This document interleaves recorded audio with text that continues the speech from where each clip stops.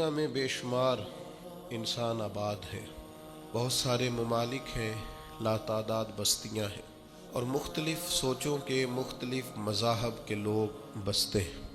کوئی کسی چیز کا انکار کرتا ہے تو کوئی کسی چیز کا انکار کرتا ہے۔ کوئی معاذ اللہ تعالی جنت و دوزخ کا منکر ہے، کوئی تقدیر کا انکاری ہے۔ کچھ لوگ ایسے بھی ہوتے ہیں جو کلمہ گو ہو کر بھی حضور کے معراج جسمانی کے انکاری ہے۔ کوئی اولیاء کے، صوفیاء کے، بزرگان دین کے طریقہ تصوف کے انکاری ہے۔ پھر اس سے اور آگے بڑھ جائیں تو معاذ اللہ تعالی قرآن مجید ہمیں بتاتا ہے کچھ ایسے بھی تھے جو نبیوں کے، رسولوں اور پیغمبروں علیہم السلام کے انکاری تھے۔ نقل کفر نہ باشد، کچھ لوگ تو اللہ کا بھی انکار کرتے ہیں، وجود باری تعالیٰ کے ہی سرے سے قائل نہیں ہے۔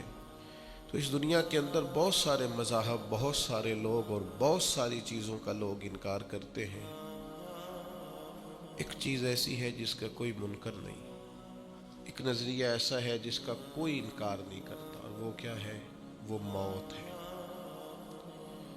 کوئی کسی مذہب سے تعلق رکھتا ہو، کسی گروہ سے تعلق رکھتا ہو، کسی فرقے سے تعلق رکھتا ہو، کسی بستی، کسی ملک، کسی جگہ کا رہنے والا ہو، اس بات کا قائل ہے کہ بہرحال موت آئے گی، بہرحال دنیا سے جانا ہے، بہرحال ایک دن گلشن حیات کو سمیٹنا ہے۔ کوئی امیر ہو تب بھی، غریب ہو تب بھی، دانا ہو تب بھی اور نادان ہو تب بھی، عمل کرنے والا ہو تب بھی، بے عمل ہو تب، غیر معروف ہو تب بھی، اور اس کے نام کا زمانے میں ڈنکا بجتا ہو تب بھی، بہرحال دنیا سے جانا ہے، بہرحال رخت سفر باندھنا ہے، بہرحال ایک دن سارا کچھ سمیٹنا ہے۔ لیکن ایک تھوڑا سا فرق ہے، کافر کہتا ہے مریں گے تو فنا ہو جائیں گے، اور مومن کہتا ہے کہ اصل زندگی ہی مرنے کے بعد شروع ہوگی۔ ابھی تو ہم کتاب کا مقدمہ دیکھ رہے ہیں۔ ایک کتاب ہوتی ہے پوری، ایک شروع میں اس کا مقدمہ ہوتا ہے کہ اس کتاب کے اندر ہم یہ ثابت کرنا چاہ رہے ہیں۔ ابھی تو یہ جو زندگی ہے یہ مقدمہ ہے اس زندگی کا جو اللہ تعالیٰ جنت میں انسان کو دائمی، ابدی اور ہمیشہ کی زندگی عطا فرمانے والا ہے۔ عام لفظ ہم نے سنا اور زبان زد خاص و عام ہے یہ جملہ کہ دنیا آخرت کی کھیتی ہے، فصل کاٹیں گے وہاں جائیں گے۔ دنیا میں تو آئے ہیں اعمال کرنے کے لیے، اپنے اپنے حصے کا کام کرنے کے لیے۔ اچھا کمال یہ ہے کہ جس نے دنیا بنائی ہے نا، جو خالق ہے، جو مالک ہے، جو رازق ہے، وہ ایک ترتیب سے چیزوں کو تخلیق کرتا ہے نا، پہلے دادا، پھر بیٹا، پھر اس کے بعد پوتا۔ اس نے مرتب کیا نا چیزوں کو، پہلے کیا بنایا اور بعد میں کیا بنایا، ایک ترتیب ہے نا۔ بنانے والا کہتا ہے کہ الذی خلق الموت والحیات، میں نے موت پہلے بنائی ہے، زندگی، یہ ترتیب دیکھیے بنانے کی۔ الذی خلق الموت والحیات لیبلوکم ایکم احسن عملا، وہ ذات جس نے موت اور حیات کو پیدا کیا تاکہ پتہ چلے تم میں اچھے عمل کون کرتا ہے۔ بنانے والے نے بنائی ہی موت پہلے ہے۔ کبھی ہمارے دیہاتوں میں کوئی بیٹا الگ ہوتا تھا یا ویسے کہیں کسی کا مکان تبدیل کرنے کا ارادہ ہوتا تھا تو گھر کے بڑے بوڑھے ایک لفظ بولتے تھے۔ اب تو لوگ موت کا لفظ بھی ادا نہیں نہ کرتے، ڈرتے ہیں، خوف کھاتے ہیں۔ کوئی موت کی بات کرے تو کہتے ہیں اچھی بات کرو۔ بھئی موت سے زیادہ اچھی بات کون سی ہو سکتی ہے؟ یہی تو وہ ایک چیز ہے، ایک پل ہے جس سے گزریں گے تو اللہ کی بارگاہ میں حاضر ہوں گے اور مدینے والے محبوب کی زیارت کریں گے۔ تو آپ کہہ رہے ہیں کہ جناب اچھی بات کریں۔ پرانے بڑے بوڑھے بزرگ جب کوئی نیا مکان خریدتے تھے یا کسی نئی جگہ شفٹ ہوتے تھے تو کہتے تھے گلی ایسی ہونی چاہیے کہ مرنے والے کی چارپائی تو گزر سکے، جانے والے کی میت تو گزرے۔ اچھا بھائی مکان تو زندگی کے لیے لیا جا رہا ہے، گھر تو زندگی کے ایام گزارنے کے لیے لیا جا رہا ہے، آپ موت کی بات کر رہے ہیں۔ تو میرا خیال ہے ان کا فلسفہ اس لیے درست تھا کہ قرآن کہتا ہے الذی خلق الموت والحیات، بنانے والے نے بنائی ہی موت پہلے، یہ پہلے بنائی، اور پھر یہ کہ کوئی بچے گا، پھر یہ کہ کوئی ایسا ذی روح ہے جس میں جان تو آئی ہو موت نہ آئے۔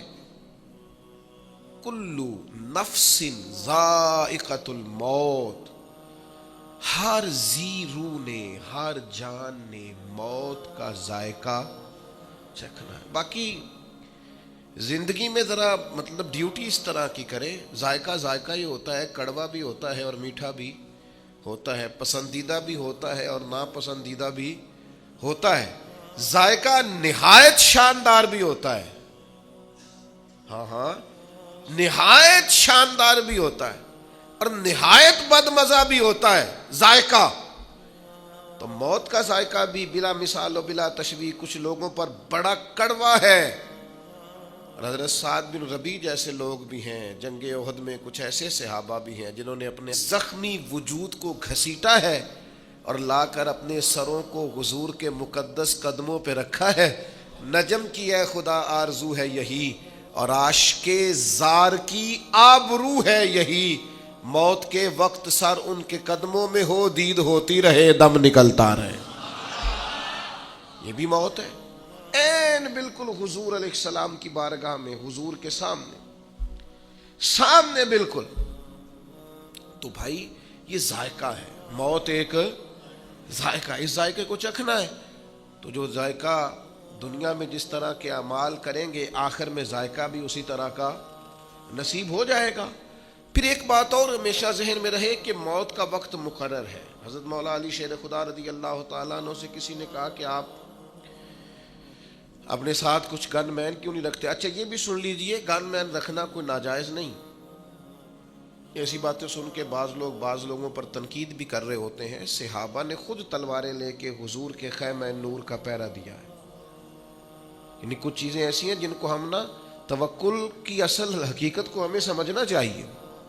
صحابہ نے خود حضور کے جب بہت زیادہ خطرہ بڑھ گیا یہودیوں کی طرف سے، تو حضرت مولا علی تلوار لے کر حضور کے خیمے کے باہر بیٹھا کرتے۔ حضرت سعد بن ابی وقاص نے پہرا دیا۔ اگر کسی شخص کو کچھ ایسے مسائل ہوں تو اس کے لیے یہ ناجائز نہیں۔ ہاں شوق بعض لوگوں کو بہت ہو گیا ہے کہ میرے ارد گرد گن مین ہو، تو یہ شوق ٹھیک بہرحال نہیں ہے، یہ تصنع ہے، دکھاوا ہے۔ لیکن حضرت مولا علی شیر خدا نے ایک اور فلسفے میں موت کی حقیقت کو کھول کر بیان کیا۔ کسی نے کہا کہ آپ کو بہت خطرہ ہے تو آپ کچھ حارسین ساتھ رکھ لیں، کچھ سپاہی ہونے چاہیے تلواریں لیے۔ تو مولا کائنات رضی اللہ تعالیٰ عنہ جانتے تھے کہ قرآن حکیم نے فرما دیا ہے سورہ اعراف کے اندر کہ ہر گروہ کا ایک وعدہ ہے، اور جب موت کا وقت آئے گا نہ ایک گھڑی آگے ہوگی نہ اور ایک ساتھ پیچھے ہوگی۔ تو مولا کائنات رضی اللہ تعالیٰ عنہ قرآن حکیم کے اس ارشاد کی روشنی میں فرمانے لگے تم مجھے کہتے ہو محافظ رکھ لو، موت خود سب سے بڑی محافظ ہے، وقت سے پہلے آتی نہیں۔ اللہ نے طے کر دیا ہے کہ جب آئے گی نہ ایک ساتھ آگے ہوگی نہ ایک ساتھ، یہ اپنے وقت پر آئے گی، اس کا ٹائم مقرر ہے، اپنے وقت پر، طے شدہ وقت پر موت بہرحال آئے گی، اور یہ آئے گی اور اپنا کام بھی دکھا، اور پھر اس کا وقت بھی مقرر ہے اور جگہ بھی مقرر ہے۔ دعا کرو نا مدینے میں آ جائے، بیت اللہ شریف کے سامنے آ جائے، یہ کرم ہو جائے نا۔ حضرت عمر رضی اللہ تعالیٰ عنہ دعا مانگتے اور اکثر فرماتے اے اللہ، ایک تو موت شہادت کی عطا فرما، اور دوسری موت حضور کے شہر میں عطا فرما۔ بڑا مذاق بناتے ہیں بعض چیزوں کا لوگ، آپ کسی کے دعا مانگنے پر اعتراض کر رہے ہیں۔ کچھ اخلاقیات بھی ہوتی ہیں، آپ کے ہاتھ میں اگر کچھ چیز آ گئی ہے رائے کا اظہار کرنے کے لیے، تو کچھ اخلاقی جذبات بھی ہوتے ہیں۔ ٹھیک ہے کوئی بات قابل تنقید ہے تو آپ تنقید کریں، لیکن ایک شخص نے شہادت کی دعا مانگی، آپ نے تنقید کر ڈالی۔ سیدنا فاروق اعظم نماز پڑھا رہے ہیں، میدان جنگ میں نہیں ہیں، مسجد میں ہیں، جماعت ہو رہی، نماز پڑھائی اور اس میں دعا مانگ رہے ہیں، اے اللہ، اور یہ بخاری میں موجود، اللہم ارزقنی شہادتا فی سبیلک، اللہ مجھے اپنے رستے میں شہادت کی موت دے۔ اب کسی نے نہیں کہا کہ آپ مدینے سے نکلیے، باہر جائیے، جہاد کیجیے، شہادت ملے گی۔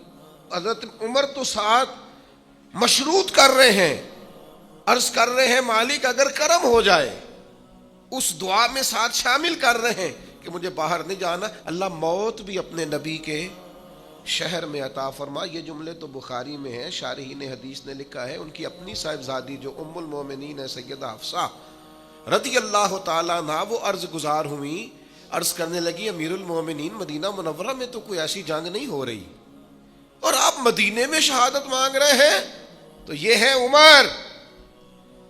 فرمانے لگے بیٹا جب رب چاہے نا تو پھر شہادت اس شہر میں بھی نصیب ہو سکتی ہے۔ پھر حضرت عمر پر نماز پڑھاتے ہی حملہ ہوا، انہیں شہادت بھی ملی، حضور کی مسجد نبوی میں ملی، حضور کے شہر نور میں ملی۔ اس دعا کو لوگوں نے قبول ہوتے دیکھا، اور کرم بالائے کرم یہ ہے کہ انہیں دفن ہونے کے لیے جگہ گنبد خضرا میں نصیب ہوئی۔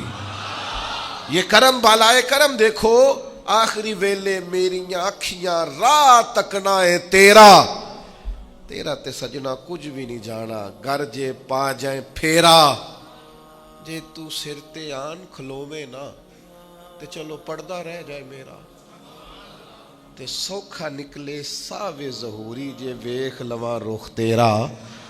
اگر ایسا کرم ہو جائے تو پھر بڑی بات ہے، کرم ہو جائے ایسا تو ہو گیا، جناب عمر کی دعا مقبول ہوئی۔ تو جس طرح موت کا وقت مقرر ہے، اسی طرح موت کی جگہ بھی مقرر ہے۔ وہ بڑی معروف روایت ہے مصنف ابن ابی شیبہ میں، ابن ابی شیبہ کہتے ہیں کہ حضرت سلیمان علیہ السلام کے پاس ایک نوجوان بیٹھا تھا، تو وہ لکھتے ہیں کہ حضرت اسرائیل علیہ السلام حاضر ہوئے اور بڑا گھور گھور کے اس نوجوان کی طرف دیکھا، وہ کہاں، فلسطین کے علاقے میں بیٹھے۔ تھوڑی دیر کے بعد حضرت اسرائیل علیہ السلام تشریف لے گئے، تو جناب سلیمان علیہ السلام سے وہ نوجوان کہنے لگا یہ کون تھے جو مجھے گھور رہے تھے؟ فرمایا جناب اسرائیل ہے۔ کہنے لگا حضور مجھے تو ڈر لگنے لگا، ہوا کو حکم نہیں دیتے مجھے سرزمین ہند میں پہنچا دے؟ وہ کہاں سے چلے، ہواؤں کے دوش پر سوار ہو کے یہاں پہنچے۔ کچھ دنوں کے بعد حضرت اسرائیل پھر حاضر ہوئے۔ جناب سلیمان علیہ السلام نے کہا میرے دوست کو بڑا گھور کے دیکھتے تھے۔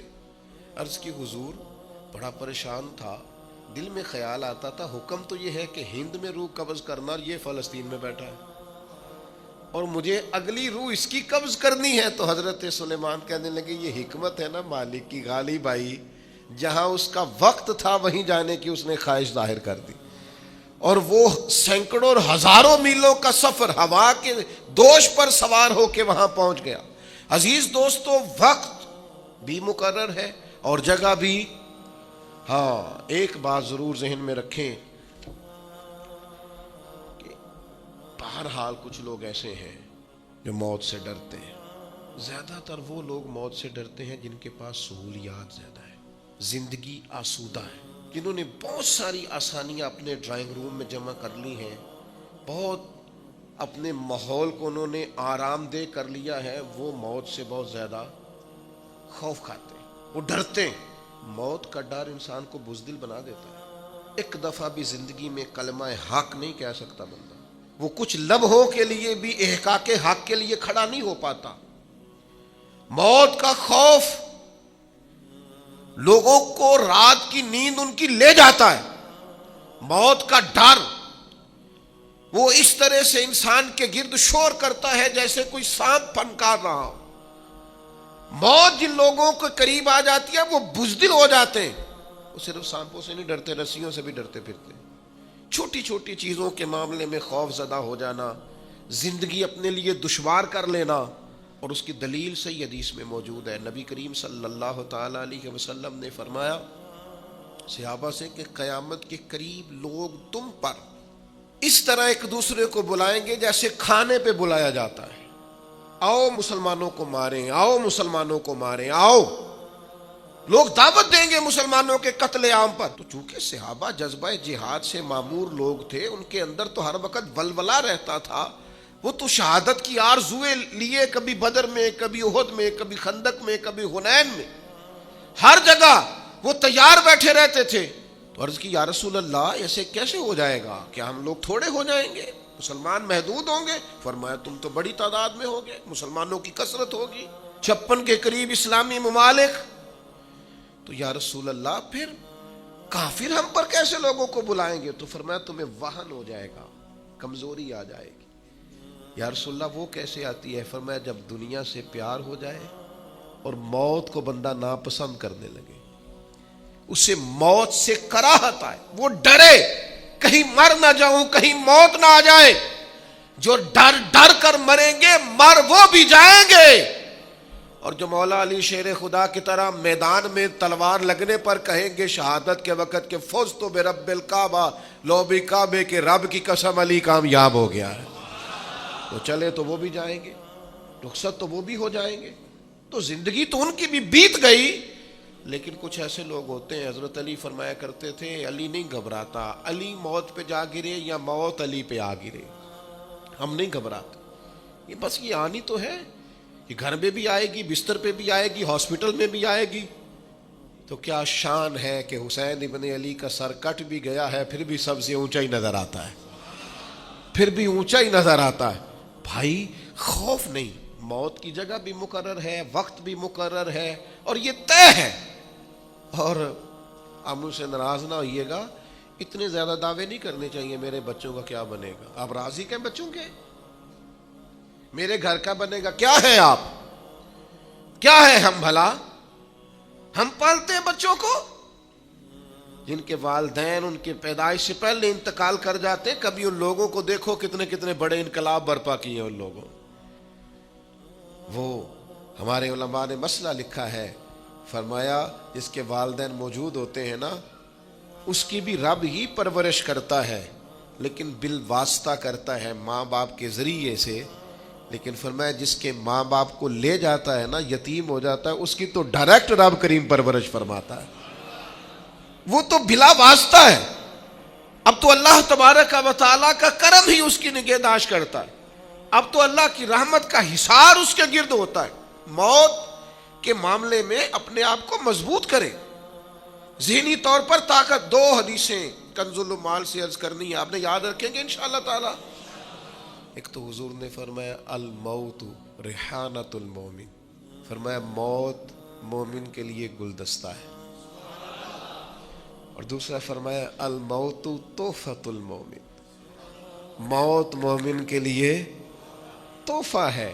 سمجھو نا یار، یہ دونوں روایتیں کنز المال میں موجود۔ موت مومن کے لیے گلدستہ ہے، موت مومن کے لیے تحفہ ہے۔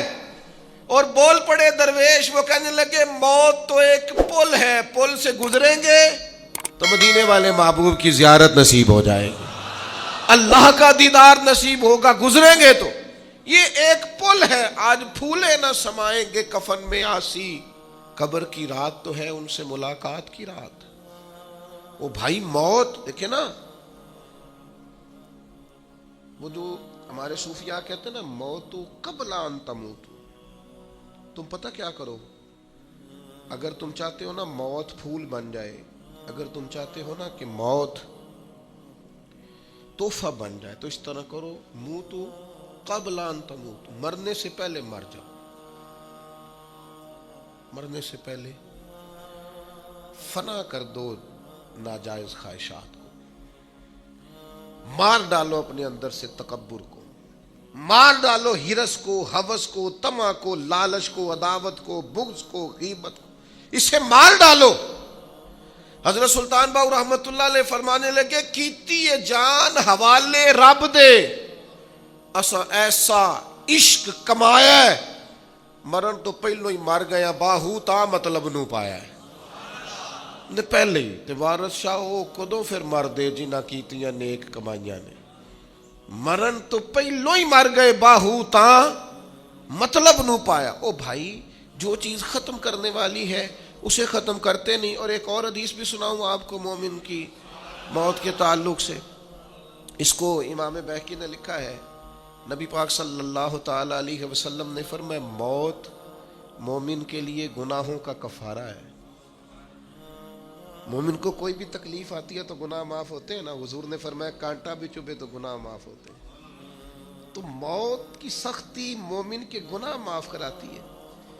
یہ کیسی چیز. اعلیٰ حضرت فاضل بریلوی رحمت اللہ تعالی علیہ فرماتے ہیں بہت سارے بندے ایسے ہوتے ہیں جن کے ذمہ گناہ ہوتے ہیں، لیکن جب ان کا انتقال ہو جائے تو رب ان کے صغائر کو اپنے فضل سے معاف کر دیتا ہے، وہ طیب و طاہر ہو جاتے ہیں.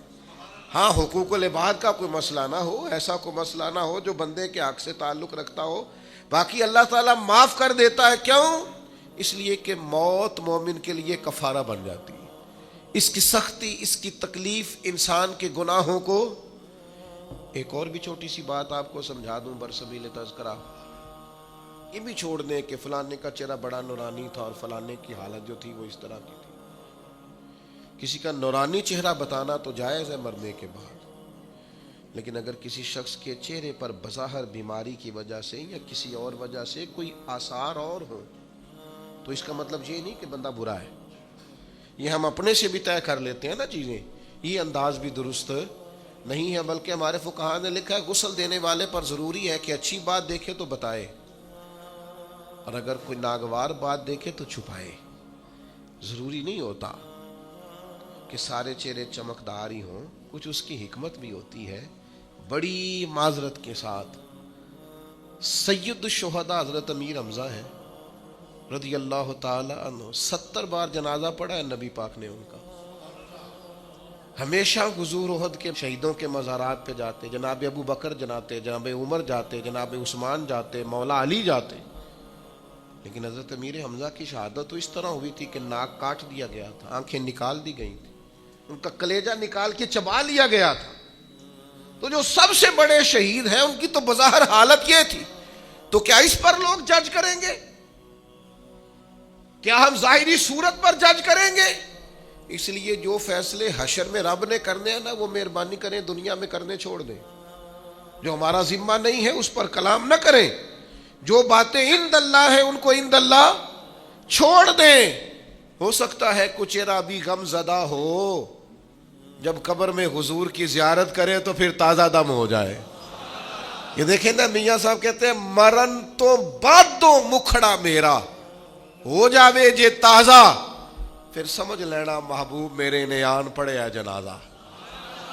تو بھائی اچھی طرح اس بات کو سمجھ لیں اور اس کو یاد رکھیں کہ ہو سکتا ہے وہ جس کا چہرہ آپ کو بظاہر مغموم لگ رہا تھا اور آپ کو بظاہر لگ رہا تھا کہ وہ چہرہ جو ہے اس وقت تازہ دم نہیں ہے، تو ہو سکتا ہے کسی کے انتظار میں ہو اور انتظار کی شدت نے یہ حالت کر دی ہو. جب دیدار ہوگا تو تازگی بھی آئی جائے گی، جب کرم ہوگا زیارت ہوگی تو نکھر بھی جائیں گے. اس لیے خود سے فیصلے نہ کریں. بعض لوگ خود سے فیصلے کرنے لگ جاتے ہیں، یہ انداز بھی درست. چلے بات آ گئی ہے، ایک بات اور عرض کروں. آج کل جنازوں پر بھی فیصلہ ہوتا ہے، فلانے کا بہت بڑا جنازہ تھا، بہت اچھی بات،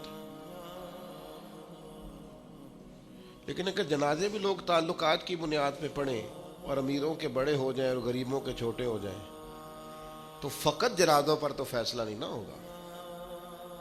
صحابہ میں عظیم ترین ہستی ہے حضرت ابو ذر غفاری کی بیٹی. ان کا بیٹا حضور کے اونٹ چراتا، بیوی سے کہا نبی پاک کی ازواج کی خدمت کرنا، خود حضور کی مسجد میں جھاڑو دیتے. میرے نبی پاک نے فرمایا زمین کے اوپر آسمان کے نیچے میرے ابو ذر غفاری سے سچا بندہ کوئی نہیں. جنازہ 5 لوگوں نے پڑھا ہے. جاؤ ایسی کسے دیکھو جی نہیں جلاگتے. نہ کوئی ساڈا دردی، اپنی اکیلے رہتے تھے بیوی کے ساتھ ربضہ میں. اپنی اہلیہ سے کہا میرا انتقال ہو جائے تو کفن کے لیے بھی کسی کو تکلیف نہ دینا، یہی میرا کمبل دھو کے اس میں کفن دے دینا اور کھڑی ہو جانا، اللہ بندے بھیج دے گا.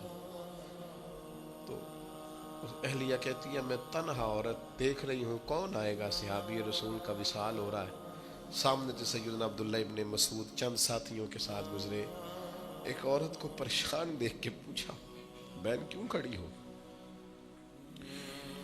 کہنے لگے شخصیت کا انتقال ہو گیا ہے، جنازہ پڑھ دو گے؟ تو عبداللہ ابن مسعود نے کہا کون ہے؟ آگے بڑھ کے دیکھا تو کہا اللہ اکبر، اللہ اکبر، اللہ اکبر۔ پھر آگے بڑھ کے حضرت عبداللہ ابن مسعود پیشانی کو چوما اور کہا یار تو وہ ہے جس سے ہمیشہ رسول پاک راضی رہے۔ 5 لوگوں نے جنازہ پڑھا۔ غریبوں کے جنازے چھوٹے ہوں تو اس کا مطلب ہے ان کا اعزاز کوئی نہیں نہ، جس طرح کسی امیر کی قبر میں مدینے والے محبوب کرم نوازی فرماتے ہیں ہو سکتا ہے غریبوں پر اس سے بڑھ کر مہربانی ہوتی ہو، لہذا مہربانی کریں۔ جو فیصلے قیامت کو ہونے جا رہے ہیں ان فیصلوں کو دنیا میں طے کرنے کی کبھی بھی کوشش نہ کریں، وہ چھوڑ دیں ان اللہ، صبح قیامت کیا چیزیں طے ہوتی۔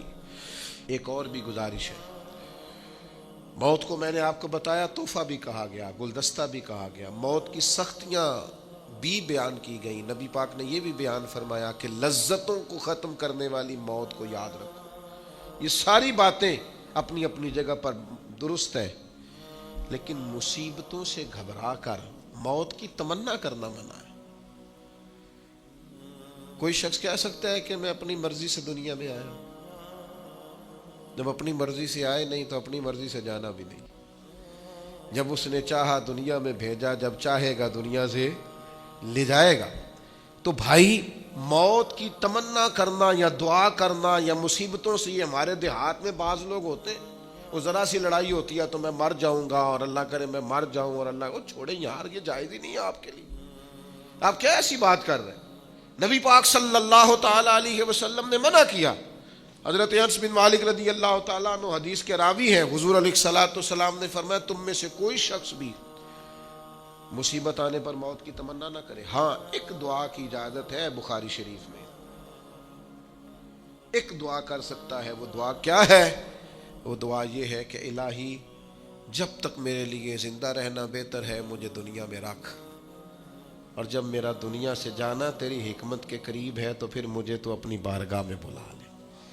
ان لفظوں کے ساتھ اس حد تک تو دعا کرنے کی اجازت ہے، لیکن ذرا ذرا سی بات پر، ذرا ذرا سے جھگڑے پر کہنا میں نے مر جانا ہے اور میں اب ختم ہو گیا، مصیبتیں آئی ہیں ذرا کھڑا تو ہو، انعام تو نے بڑے خوش ہو کے قبول کیے ہیں، ذرا دکھ بھی خوش ہو کے قبول کر، راحتیں اور رحمتوں کو تو نے بڑی آسانی سے قبول کیا ہے، اگر اس کی طرف سے آزمائش آئی ہے تو ذرا قبول کر۔ وہ بڑی مثال مجھے پسند ہے کہ محمود غزنوی کنوں کھا رہے تھے تو انہوں نے وہ پہلا ٹکڑا اس کا نکال کے پہلی کاش ایاز کو دی تو ایاز کھا گئے، تو دوسری اس نے اپنے منہ میں ڈالی تو تھوک ڈالی، کہ ہو بڑا کڑوا ہے، تو نے بتایا نہیں تو کھا گیا۔ تو ایاز بڑا دھیما آدمی تھا، کہنے لگا بادشاہ تیرے ہاتھوں سے ہمیشہ میٹھے ملے ہیں، اب ایک کڑوا آیا ہے میں تھوک دیتا تو یہ کوئی آئین وفاداری تو نہیں تھا، میں نے اس کی کڑواہٹ نہیں دیکھی، میں نے تو وہ ہاتھ دیکھے ہیں جہاں سے ملا ہے۔ تو ہمیں تو غرض اس بات سے ہے کہ یہ اللہ کہتا ہے وَلَنَبْلُوَنَّكُمْ بِشَيْءٍ مِّنَ الْخَوْفِ وَالْجُوعِ وَنَقْصٍ مِّنَ الْأَمْوَالِ وَالْأَنفُسِ وَالثَّمَرَاتِ، میں تمہیں آزماؤں گا نا، میں تمہاری آزمائش کروں گا۔ تو جب آزمائش کرنے والا اللہ ہے، وہ رحمت دے تو ہنس ہنس کے قبول کرنا، اور کبھی تکلیف آئے تو کہنا میں انزائٹی پیشنٹ ہو گیا ہوں، مجھے ڈپریشن ہوتا ہے، نہ دکھ قبول محمد بخشا، بس راضی رہن پیارے۔ آپ اس بات میں نبی پاک صلی اللہ تعالی علیہ وسلم نے فرمایا، بخاری میں مشکات میں یہ حدیث موجود ہے، اللہ کے حبیب علیہ السلام فرماتے ہیں تم میں سے کوئی شخص موت کی تمنا نہ کرے، فرمایا اگر وہ نیک ہے زندہ رہے گا تو ہو سکتا ہے نیکیوں میں اضافہ ہو جائے، اور اگر بد ہے تو پھر بھی تمنا نہ کرے۔ اوہ ہوئے بہت بڑی بات کرتی، کریم کی تو ہر بات ہی بہت بڑی ہے۔ فرمایا بد بھی موت کی تمنا نہ کرے، ہو سکتا ہے رب توبہ کی توفیق عطا فرما دے تو توبہ کر کے دنیا سے جائے، بد ہو تو پھر بھی یہ دعا نہ کرے کہ یا اللہ میں رخصت ہو جاؤں، میں چلا جاؤں۔ تو میرے عزیز دوستو بس ایک کام ہے جو کرنے والا ہے، جس کے لیے نبی پاک صلی اللہ تعالی علیہ وسلم نے ہماری توجہ دلائی ہے، موت کو بھولنا نہیں، اسے یاد رکھنا ہے۔ دنیا سے جانا ہے، اس بات کو کبھی بھولنا۔ آپ میں سے جس نے جہاں جہاں جانا ہے سب کو یاد ہے نا، فلاں کام کرنا ہے، فلاں کام کرنا ہے، فلاں کام کرنا ہے، کس کو کتنے بجے کا ٹائم دیا ہے، کس کی گاڑی کتنے بجے کی ہے، سب یاد ہے نا۔ کوئی بھولا ہوا؟ بس موت کو بھی بھولنا نہیں۔ لوگ نہ بھول جاتے ہیں۔ نبی پاک علیہ السلام نے فرمایا اس شخص کو اللہ قیامت کے دن شہیدوں کے ساتھ کھڑا کرے گا جو ایک دن میں 20 مرتبہ موت کو یاد کرتا ہے۔ کیا مطلب ہے یاد کرنے کا؟ تسبیح کرے، موت موت موت موت موت 20 پورے کر لے، 20 بار کم از کم دن میں یہ تصور پیدا کرے کہ مجھے دنیا سے جانا ہے۔ اور اس کا یہ مطلب بھی نہیں کہ دنیا کے سارے کام کاج چھوڑ دے، معنی یہ ہے کہ دنیا کا کوئی کام کرنے سے پہلے بھی سوچ لے مر میں نے جانا ہے، نہ میں رشوت لوں گا، نہ بددیانتی کروں گا، نہ جھوٹ بولوں گا، نہ غیبت کروں گا، نہ کسی کو تکلیف دوں گا، نہ میں کسی کا حق ماروں گا، چونکہ میں نے تو مر جانا ہے۔ 20 بار یہ تصور جمائے تو شہیدوں کے ساتھ کھڑا کیا جائے گا۔ معنی کیا ہے کہ 20 بار جو یاد کرے گا وہ تو چھوڑ دے گا گناہ، اس کی تربیت ہو جائے گی، اسے خیال آئے گا کہ میں مہمان ہوں۔ اور کس طرح اپنی آخرت کو یاد کرے؟ حضور علیہ الصلوۃ والسلام نے فرمایا صبح ہو جائے تو رات کا انتظار نہ کرنا، اور رات ہو جائے تو صبح کا انتظار نہ کرنا۔ یہ نہ سوچنا کہ دن چڑھے گا، بس تم خیر کر گزرو، نیکی کر گزرو۔ ایک بات صرف ذہن میں کبھی نہیں بھولنی، الایمان بین الخوف والرجاء۔ ایمان کی تعریف یہ ہے کہ خدا سے ڈرتا بھی رہے اور اللہ کی رحمت کی امید بھی رکھے، ہمیشہ اعلیٰ گمان رکھے اپنے رب سے، اعلیٰ ترین گمان، کمال۔ حضرت سیدنا انس بن مالک رضی اللہ تعالیٰ عنہ بیان کرتے ہیں، امام ابن ماجہ نے اس کو نقل کیا ہے، فرماتے ہیں کہ نبی پاک علیہ السلام ایک بیمار کی تیمارداری کے لیے تشریف لے گئے تو حضور نے فرمایا بھئی تیری کیفیت کیا ہے؟ اس نے کہا حضور اپنے گناہوں سے ڈرتا ہوں اور اپنے رب کی رحمت کی امید بھی بڑی ہے کہ وہ کریم بڑا ہے، معاف کر دے گا۔ بیمار تھے، علیل تھے، گناہوں سے ڈرتا ہوں پر اس کی رحمت پر امید بڑی مضبوط ہے۔ تو حضور وہاں سے نکل رہے تھے تو صحابہ کرام علیہم رضوان سے فرما رہے تھے یہ جس بات کی امید رکھتا ہے نا وہ بات اسے ضرور ملے گی، یعنی اللہ تعالیٰ اس پر رحمت فرمائے گا۔ اور حضور فرمانے لگے جس چیز سے ڈر رہا ہے نا اس سے محفوظ رہے گا، یعنی اسے ڈر ہے نا کہ گناہوں پر سزا ملے گی تو انشاءاللہ یہ اس سے، میرے عزیزو اپنی موت کو یاد رکھنا ہے، اپنی آخرت کی تیاری کر کے رکھنی، اور وہ تیاری رازدار قسم کی ہو۔ وہ تیاری لوگوں کو نہیں بتانی کہ میں سویرے سحری میں اٹھتا ہوں اور میں نفل پڑھتا ہوں اور 14 عمرے کر چکا ہوں، شکر ہے اللہ نے 3 دفعہ آج پہ بلایا ہے۔ یہ لوگوں کی تیاری ہے آخرت کی، یہ بتانی نہیں کسی کو۔ ان اللہ جو معاملات ہیں ان میں تیار رہیں، ذہنی طور پر، فکری طور پر، اور کوئی مطلب اس کا نہیں ہے کہ سارے کاروبار حیات چھوڑ کے مسجد میں بیٹھ جائیں، بس جہاں بیٹھیں یہ یاد رکھیں دنیا سے جانا ہے، جو کروں گا دیانتداری سے کروں گا، اللہ سے ڈر کے کروں گا، اپنی موت اور حشر اور آخرت کے لیے تیار رہیں۔